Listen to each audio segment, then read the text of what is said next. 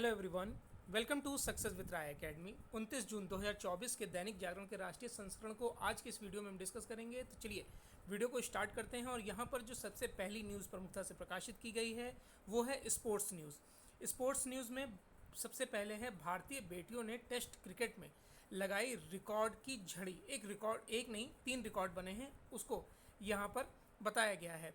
और दक्षिण अफ्रीका के विरुद्ध ये टेस्ट मैच खेल रही थी महिला भारतीय क्रिकेट टीम, उसमें ये रिकॉर्ड बने हैं। ये 3 रिकॉर्ड हैं। सबसे पहले तो 194 गेंदों में सैफाली वर्मा ने महिला टेस्ट क्रिकेट का सबसे तेज दोहरा शतक लगाया है। उसके बाद 525 रन एक दिन में बने हैं, जो अब तक का सर्वाधिक रिकॉर्ड है। पिछला रिकॉर्ड 431 रन का था। अब आते हैं साझेदारी की, जो रिकॉर्ड बना है 292 रन की साझेदारी हुई है स्मृति और सैफ के मध्य, और जो किसी भी क्रिकेट के लिए दूसरी सबसे बड़ी साझेदारी है। तो ये 3 रिकॉर्ड बने हैं। नेक्स्ट न्यूज़ है कि अब देश के बेटों की बारी। आपको पता होगा कि T20 वर्ल्ड कप का आज फाइनल है, जो भारत और साउथ अफ्रीका के बीच होना है। ये जो वर्ल्ड कप है वो वेस्ट इंडीज और अमेरिका में संयुक्त तौर पर कराया जा रहा था। अगर आज इंडिया जीतती है तो ये इनका T20 का दूसरा खिताब होगा, और वर्ल्ड कप का ये इनका चौथा खिताब होगा, क्योंकि इंडिया 1983 का वर्ल्ड कप और 2011 का क्रिकेट वर्ल्ड कप जीत चुकी है, और 2007 का T20, और अगर आज जीत जाती है तो 2024 का क्रिकेट वर्ल्ड कप ये जीत जाएंगे। नेक्स्ट न्यूज़ पर आते हैं कि पेपर लीक व परीक्षाओं में धांधली पर संसद में विपक्ष का हंगामा। देखिए, जैसी आशंका जताई जा रही थी बिल्कुल वैसा ही हुआ। मजबूत संख्या बल के साथ संसद में पहुंचा विपक्ष अब हर मुद्दे पर दबाव बनाने की कोशिश में है। संसदीय परंपरा के अनुसार शुक्रवार से पहले राष्ट्रपति के अभिभाषण पर चर्चा होनी थी, पर विपक्ष की मांग थी कि पहले निट गड़बड़ी पर चर्चा हो। लोकसभा और राज्यसभा में एकजुट विपक्षी इसी तैयारी के साथ आए थे।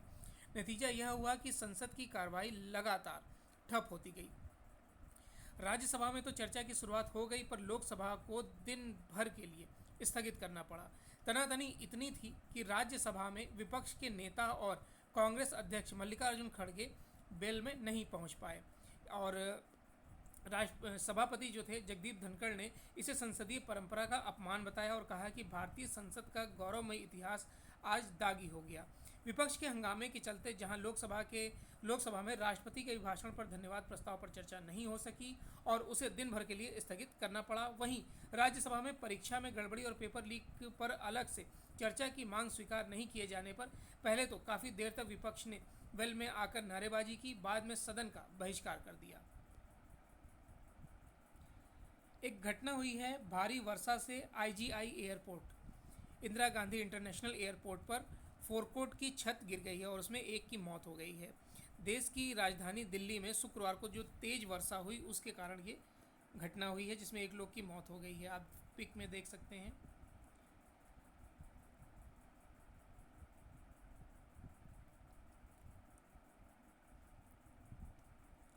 छः माह बाद जेल से बाहर आए हेमंत सोरेन। झारखंड के भूमि घोटाला मामले में आरोपित पूर्व मुख्यमंत्री हेमंत सोरेन 6 माह बाद शुक्रवार को बिरसा मुंडा केंद्रीय कारागार जेल से बाहर आ गए हैं। झारखंड हाईकोर्ट के न्यायाधीश R मुखोपाध्याय ने उन्हें जमानत दी है। अदालत ने उन्हें 50-50 हज़ार रुपये के 2 मुचलके पर रिहा करने का आदेश दिया है। हेमंत को जमानत प्रदान करते हुए अदालत ने कहा कि ईडी ने हेमंत पर जमीन कब्जे के जो आरोप लगाए हैं उससे संबंधित एक भी दस्तावेज अभी तक कोर्ट में पेश नहीं कर सके हैं। ईडी ने जिनके बयान लिए हैं उससे भी साबित नहीं हो रहा है कि वह जमीन हेमंत से जुड़ी हुई है। हेमंत की जमानत याचिका पर हाई कोर्ट में 13 जून को सुनवाई के बाद फैसला सुरक्षित रखा गया था। कोर्ट ने कहा कि प्रार्थी के जेल बाहर निकलने के बाद समस्या होगी, ऐसी आशंका नहीं है। कांग्रेस नेता राहुल गांधी ने हेमंत से फ़ोन पर बात कर उनको जेल से बाहर आने की शुभकामनाएं दी हैं। अब फाइलों में गुम नहीं होगा न्याय। 1 जुलाई से नए कानूनों के लागू होने के बाद भारत की आपराधिक न्याय प्रणाली फाइलों के बोझ से मुक्त हो जाएगी। पुलिस, फॉरेंसिक अभियोजन, कोर्ट और जेल पूरी तरह से आपस में ऑनलाइन जुड़ जाएंगे, और किसी भी तरह की गई एंट्री इन सभी विभागों में ऑनलाइन तत्काल उपलब्ध हो जाएगी। इससे फॉरेंसिक या मेडिकल रिपोर्ट पुलिस की जांच अधिकारी को कोर्ट में पेश नहीं करना पड़ेगा, बल्कि यह ई कोर्ट प्लेटफॉर्म पर स्वतः कोर्ट को मिल जाएगी। इसी तरह से कोर्ट के आदेश की प्रति लेकर जेल के अधिकारी के पास जाने की ज़रूरत खत्म हो जाएगी। ई प्रिजन प्लेटफॉर्म पर स्वतः जेल के अधिकारी को मिल जाएगा। Crime and criminal tracking network system, E forensic, E prosecution, E court, e prison के बीच सूचनाओं के निर्बाध आदान प्रदान के लिए इन्हें आपस में जोड़ने का काम काफ़ी हद तक पूरा हो चुका है। भारतीय न्याय संहिता, भारतीय नागरिक सुरक्षा संहिता और भारतीय साक्ष्य अधिनियम के लागू होने के बाद थाना, कोर्ट, सरकारी वकील में मुकदमे से संबंधित सभी दस्तावेज अलग अलग रखने की जरूरत नहीं रहेगी। राष्ट्रीय राजधानी की न्यूज़ है कि भारी वर्षा ने तोड़ा है 88 साल का रिकॉर्ड।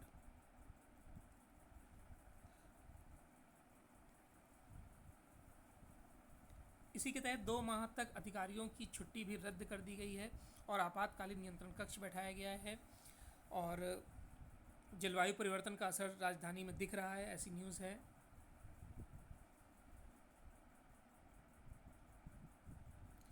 कल संसद में जब राहुल गांधी भाषण दे रहे थे, उस समय राहुल गांधी का माइक बंद कर दिया गया था। उसी को लेकर विपक्ष ने संसद में हंगामा किया था। उस न्यूज़ को यहाँ प्रकाशित किया गया है।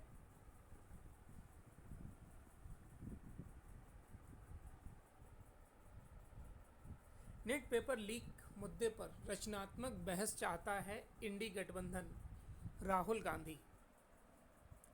देखिए, लोकसभा में विपक्ष के नेता राहुल गांधी ने शुक्रवार को कहा कि इंडी नेट परीक्षा और पेपर लीक मुद्दे पर सरकार से रचनात्मक बहस चाहता है। यह दुर्भाग्यपूर्ण है कि उन्हें इस संसद में उठाने की अनुमति नहीं दी जा रही है। अपने एक्स हैंडल से साझा किए गए वीडियो संदेश में राहुल गांधी ने प्रधानमंत्री नरेंद्र मोदी से इस मुद्दे पर बहस करने और छात्रों को यह सम्मान देने का आग्रह किया है जिसके वे हकदार हैं। उन्होंने कहा कि यह एक गंभीर चिंता है जो पूरे देश में लाखों परिवारों को परेशान कर रही है।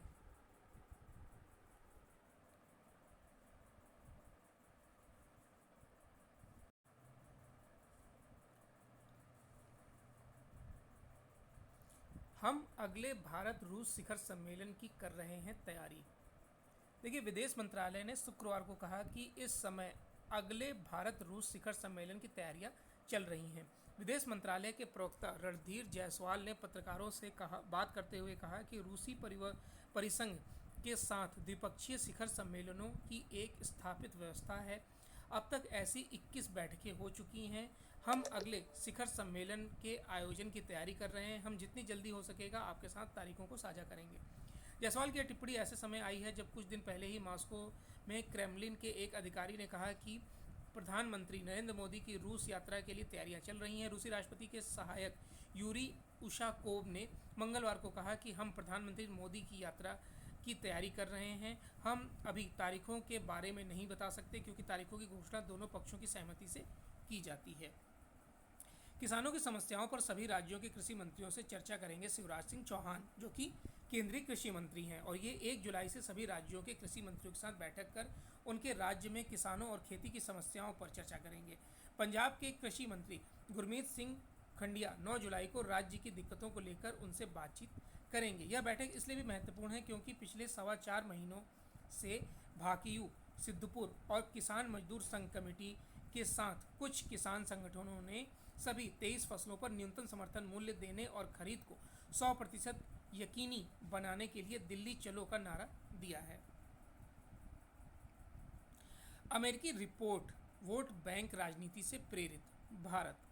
भारत में धार्मिक आज़ादी पर सवाल उठाने वाले और अल्पसंख्यकों की स्थिति को खराब बताने वाली अमेरिकी रिपोर्ट को भारत सरकार ने एक सिरे से खारिज कर दिया है।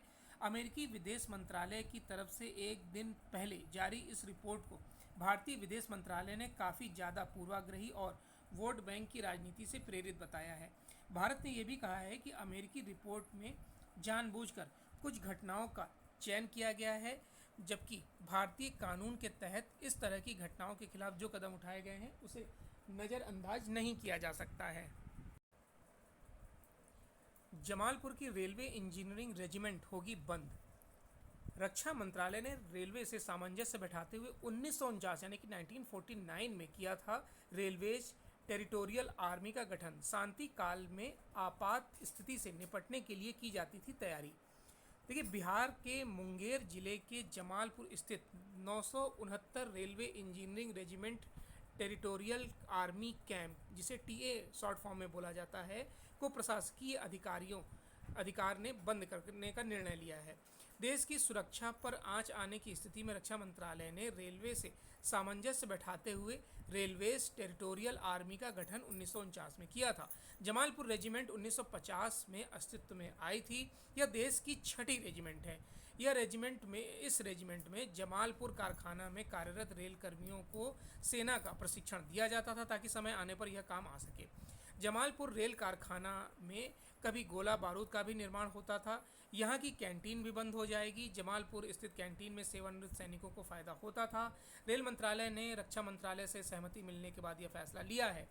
जमालपुर, झांसी, कोटा, आद्रा, चंडीगढ़ और सिकंदराबाद में स्थित 6 रेलवे इंजीनियरिंग प्रादेशिक सेना रेजिमेंट थी। 5 पहले ही बंद हो चुकी हैं।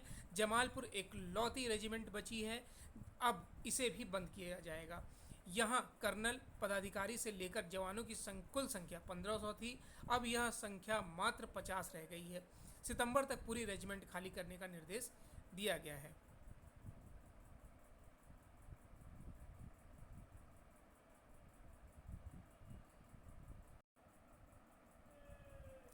डिप्टी एनएसए विक्रम मिश्री होंगे अगले विदेश सचिव। डिप्टी एनएसए विक्रम मिश्री को शुक्रवार को अगले विदेश सचिव के रूप में नियुक्त किया गया है। कार्मिक मंत्रालय ने उनकी नियुक्ति का आदेश जारी कर दिया। बताया कि 15 जुलाई से विक्रम मिश्री देश के विदेश सचिव होंगे। अभी देश के विदेश सचिव के पद पर विनय मोहन क्वात्रा हैं। हालांकि उनका कार्यकाल इस साल 30 अप्रैल को ही खत्म हो गया था, लेकिन प्रधानमंत्री मोदी की अध्यक्षता वाली कैबिनेट की नियुक्ति समिति ने उनका कार्यकाल 6 महीने के लिए बढ़ा दिया था। विनय मोहन क्वात्रा ने साल 2022 में विदेश सचिव का कार्यभार संभाला था। कार्मिक मंत्रालय की तरफ से जारी आदेश में कहा गया है कि मंत्रिमंडल की नियुक्ति समिति ने राष्ट्रीय सुरक्षा परिषद सचिव में डिप्टी एनएसए विक्रम मिश्री की विदेश सचिव के पद पर नियुक्ति को मंजूरी दे दी है। इसके साथ ही डिप्टी एनएसए के रूप में विक्रम मिश्री के कार्यकाल को भी कम करने की मंजूरी दे दी गई है।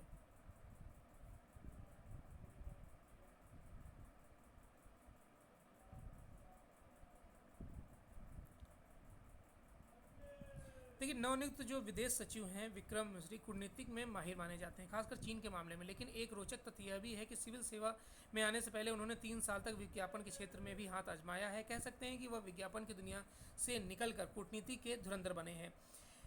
चीन के बारे में गहरी समझ रखने वाले मिश्री विदेश सचिव की भूमिका के लिए पूर्णतः उपयुक्त हैं, क्योंकि भारत की विदेश नीति के लिए चीन प्राथमिक चुनौती बना हुआ है। भारत में मनी लॉन्ड्रिंग पर अंकुश का मुरीद हुआ FATF। देश में गैर कानूनी तरीके से पैसे का लेन देन करने, अवैध कमाई को पकड़ने और आतंकी संगठनों तक वित्तीय संसाधनों की पहुंच को रोकने के लिए भारत का रिकॉर्ड बहुत अच्छा रहा है और FATF इससे इतना संतुष्ट है कि उसने भारत को G20 देशों के समूह में चयनित उन 4 देशों की श्रेणी से अलग रखा है जिन्हें उन विषयों पर अपनी रिपोर्ट अब 3 वर्ष बाद अक्टूबर 2027 में ही देनी होगी। वित्त मंत्रालय ने FATF की तरफ से मिली प्रशंसा को भारतीय आर्थिकी की मजबूती के लिए प्रोत्साहन करार दिया है, जबकि विदेश मंत्रालय ने इसे एक सफलता व सकारात्मक कदम करार दिया है। FATF यानी कि फाइनेंशियल एक्शन टास्क फोर्स दुनिया के 40 देशों का एक ऐसा संगठन है जो वैश्विक स्तर पर अवैध तरीके से नकदी के लेन देन की निगरानी करता है और इसे रोकने के लिए उठाए जाने वाले कदमों की समीक्षा करता है। इसके मुताबिक कदम नहीं उठाने वाले देशों को FATF ब्लैक लिस्ट भी कर सकता है, जिससे उस देश को बाहरी कर्ज मिलने या कारोबार करने से परेशानी हो सकती है।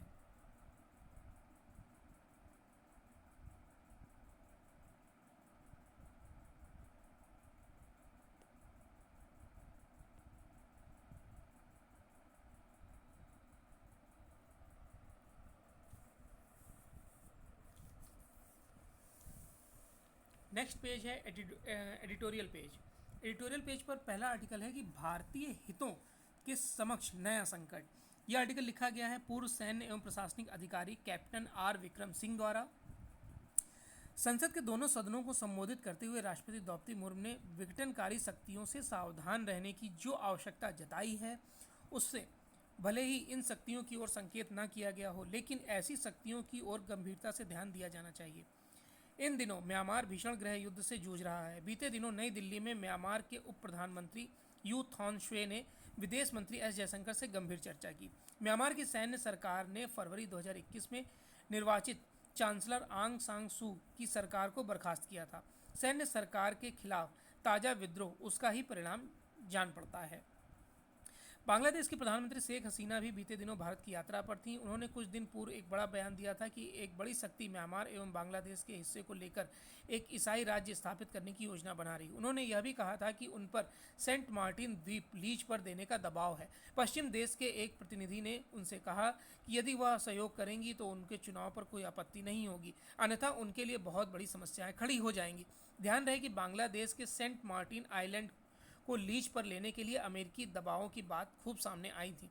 शेख हसीना ने किसी भी सभा में कहा था कि वह देश को किराए पर देने नहीं आई हैं। म्यांमार के संकट में चीन द्वारा विद्रोहियों को अस्त्र शस्त्र दिए जाने की सूचना है। यदि अमेरिका असल में भारत का रणनीतिक भागीदार है तो म्यांमार संकट के समाधान में उसे भारतीय हित का पक्षधर होना चाहिए, लेकिन ऐसा दिख नहीं रहा है। यदि म्यांमार चीन के पाले में चला जाता है तो म्यांमार के बंदरगाहों से हिंद महासागर में चीन के प्रवेश के आसार बंद हो जाएंगे। 3 भारतीय राज्य नागालैंड, मणिपुर और मिजोरम की सीमाएं म्यांमार से लगती हैं। म्यांमार का एक राज्य काचीन है जो चीन की सीमा के दक्षिण में है। यह म्यांमार का उत्तरी राज्य है। एक सैगाइन राज्य है और इसके बाद चीन राज्य आता है। इनकी जनसांख्यिकी को देखें तो चीन राज्य मिजोरम एवं मणिपुर से मिलता है। वहाँ ईसाई आबादी 85% है। काचीन राज्य की सीमा अरुणाचल और नागालैंड से मिलती है। वहाँ ईसाई आबादी तेजी से बढ़कर 80% तक पहुँच गई है। हमारे यहाँ मणिपुर के मैतई एवं कुकीज़ के बीच विवाद का मूल यही चीन राज्य क्षेत्र है। कुकी चीन जाति की है एक शाखा है। जॉर्ज सोरेस एवं भारत विरोधी शक्तियों की मोदी सरकार को सत्ता से बाहर करने की योजना सफल हो जाती तो म्यांमार के विखंडन एवं बांग्लादेश में विद्रोही शक्तियों को उभार कर ऐसी स्थिति बना दी जाती जिसमें 75 साल पहले का ईसाई राज्य बनाने का ब्रिटिश साम्राज्यवादी एजेंडा अंततः सफल हो सकता था। अच्छी बात यह है कि उनकी इस साजिश पर पानी फिर गया है, मगर भारत को कहीं अधिक सावधान रहने की आवश्यकता है। महामारी जैसा बनता अकेलापन। ये बात सच है कि आप जितना ज़्यादा अकेले रहते हैं उतना नेगेटिव सोचते जाते हैं, उतना आप डिमोटिवेट होते जाते हैं। इसलिए आप दोस्तों से बात करिए, अपनी फैमिली से टच में रहिए। अगर आपको कोई समस्या है, अगर आप डिप्रेशन में जा रहे हैं तो भी आपको अपनी फैमिली से, अपने दोस्तों से, अपने करीबियों से बात करनी चाहिए। और डिप्रेशन जैसी कोई चीज़ नहीं होती। डिप्रेशन आपके मन का भाव होता है। जब आप बहुत ज़्यादा निगेटिव सोचने लगते हैं तो आप डिप्रेशन का शिकार हो जाते हैं। आपको बहुत ज़्यादा निगेटिव सोचने की आवश्यकता ही क्या है। इसलिए आप हमेशा पॉजिटिव रहिए, फैमिली के साथ अटैच रहिए। नेक्स्ट न्यूज़ है बिजनेस पेज से। बिजनेस पेज पर पहली ही न्यूज़ शेयर मार्केट की है कि जून में सेंसेक्स और निफ्टी का बेहतर प्रदर्शन रहा है। वाकई में हर शेयर में 20 से 50% तक का उछाल देखा गया है। इस न्यूज़ को स्किप करेंगे। मोदी सरकार की वापसी के बाद निवेश बढ़ाएंगी जर्मन कंपनियां। नरेंद्र मोदी की तीसरी बार प्रधानमंत्री बनने से विदेशी कंपनियों के बीच नीतिगत स्थिरता जारी रहने का भरोसा बढ़ गया है। इस बात की पुष्टि उस सर्वे से भी होती है जिसमें भारत में कार्यरत जर्मन की 59% कंपनियों का कहना है कि वह इस साल 2024 में भारत में निवेश बढ़ाने जा रही हैं। भारतीय बाजार के प्रति भरोसे का एक कारण ये कंपनियां यहाँ की राजनीतिक स्थिरता को भी दे रही हैं। उद्योगों की वृद्धि घटी, राजकोषीय प्रबंधन चुस्त। केंद्र सरकार ने शुक्रवार को कुछ महत्वपूर्ण आर्थिक आंकड़े जारी किए हैं जो देश की इकोनॉमी की दिशा व दशा पर प्रकाश डालते हैं। मई में देश के 8 अहम बुनियादी उद्योगों की विकास दर 6.3% रही। यह अप्रैल में दर 6.7% की वृद्धि दर से कम है। सीमेंट, कच्चे तेल और उर्वरक के उत्पादन में गिरावट आई है, जो सरकार के लिए चिंता की बात हो सकती है। देश के कुल औद्योगिक उत्पादन में 8 प्रमुख बुनियादी उद्योग हैं। एक अन्य आंकड़ा सरकार के खर्च और व्यय से जुड़ा है, जिसके आधार पर राजकोषीय संतुलन की स्थिति का पता चलता है।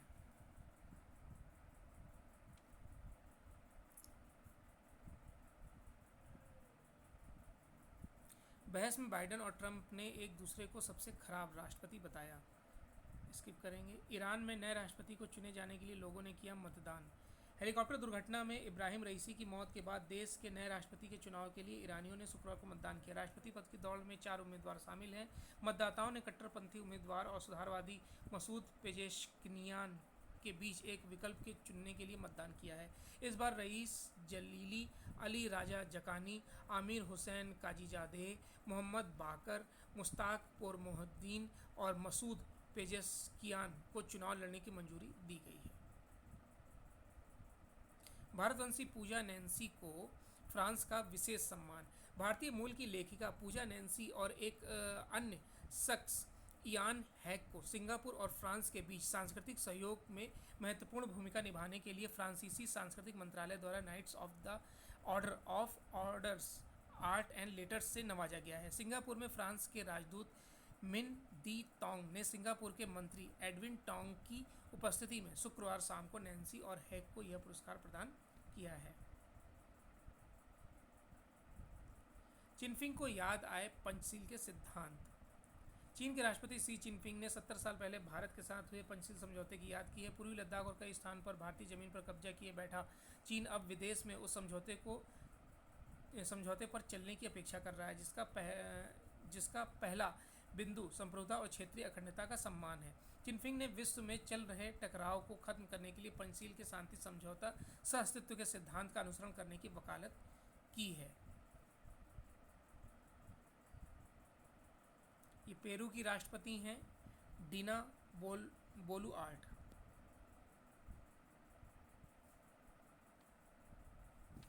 अब इजराइल और लेबनान में युद्ध छिड़ने का खतरा हो गया है। अरब क्षेत्र में अब एक नए युद्ध के लिए बिसात बिछनी शुरू हो गई है। अमेरिका ने अपने युद्धपोत यूएसए बेस्प को पूर्वी भूमध्य सागर में भेजा है। यह स्थान लेबनान के नज़दीक है। ऐसा अमेरिका ने इजराइल की कार्यवाही को अपने समर्थन के प्रतीक के तौर पर किया है। इससे पहले गाजा पट्टी पर हमले के समय अमेरिका ने नज़दीक के भूमध्य सागर और अपना विमानवाहक युद्धपोत तैनात कर इजरायली कार्यवाही के प्रति समर्थन जताया था।